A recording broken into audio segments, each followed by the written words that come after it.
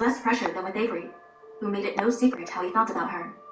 She'd probably made a mistake by making out with him when no one was watching. But what could the harm be in a little fun? I'm not going to bother locking it, Lucinda said as she closed the barn door behind her. Nothing in there anyone wants. They walked briskly with the half moon overhead, and stars coming in and out of view with the gathering clouds. Hear that? Leticia didn't want to stop for the sounds of the nocturnal animals that lurk in the trees nearby. Foxes mating. There might be a few coyotes on the prowl too. Leticia shivered, only partly because she was wearing a thin, long-sleeve t-shirt. The fall leading into winter in Texas was pleasant during the day, sometimes hot. The night brought cooler temperatures. I'm too chilly to stop and listen. Lucinda was no longer by her side.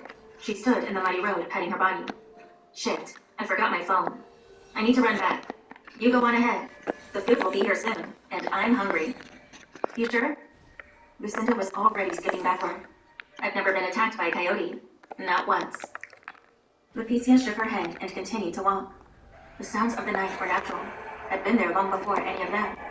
Still, the unknown of the darkness, like deep space, triggered fear. She looked back again, expecting to see Lucinda running toward her. Nothing. The light in the barn was still on. The longer she walked in the dark, the more nervous she felt. The coyote howled in the distance. Her mind began to wander. She glanced back again. The larger barn near the house was just a few feet ahead. She took out her phone and dialed Lucinda's number. After 2 rings, it shut off. She stopped in her tracks to think about what that meant and what to do. Then she broke out into a jog before sliding open the door and running straight for the gun cabinet. A small pistol. Surely nothing more would be needed to calm her nerves or shoo away an animal. That didn't make sense with the phone. She locked the cabinet and jogged back to the small, nearly white barn. No Lucinda in sight, and her breath wasn't the breaking type. Her heart began to beat faster than her feet. As she approached, the light from the barn showed dried tire tracks in the mud. She had noticed them the previous day. Her head jerked to the side as she heard a crash from inside, and she knew something was wrong. She had to be smart about this, and approached the door with caution. There was a muffled voice that was not Lucinda.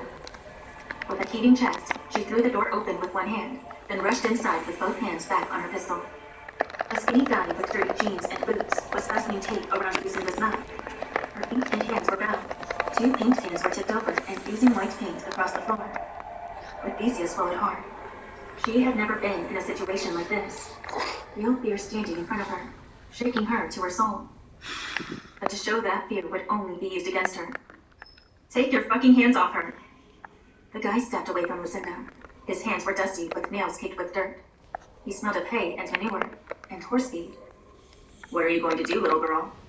Maybe I need to show you what you need to be a woman. An extra lesson, for both of you. Leticia's arms began to tremble. Part of her wished Avery was here, but at the same time, just because a man was by her side didn't promise safety. She had figured the intruder would back off with a gun pointed at his face.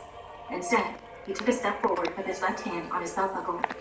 His greasy hair was tied into a short ponytail. His smile looked like he chewed tobacco. What would Danette do? You're a Vasquez woman. A soldadera. You want to try me, motherfucker? Leticia cocked the pistol. I said step away from her and take your hands off your buckle. Nobody wants to see your pinky finger. Not that there's anything to see. That's a dirty mouth, little girl. I'm gonna wash it out with mine. As he reached to the back of his jeans, Leticia fired 3 shots toward the ground. 2 bullets hit his left foot, and the other the floor. He cried out and collapsed onto the paint, dropping the Bowie knife he'd pulled from his waist.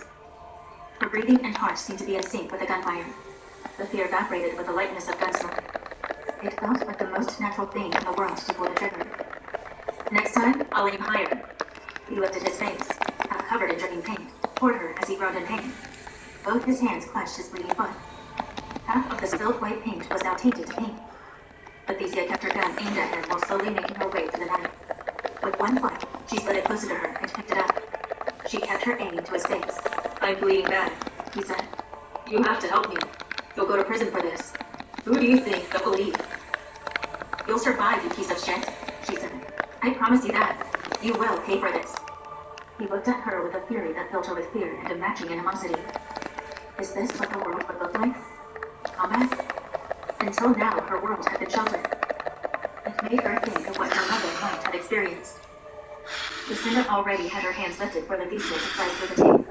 The knife was sharp enough to cut through with ease. Once free, Lucinda removed the tape to her mouth and cut her legs free.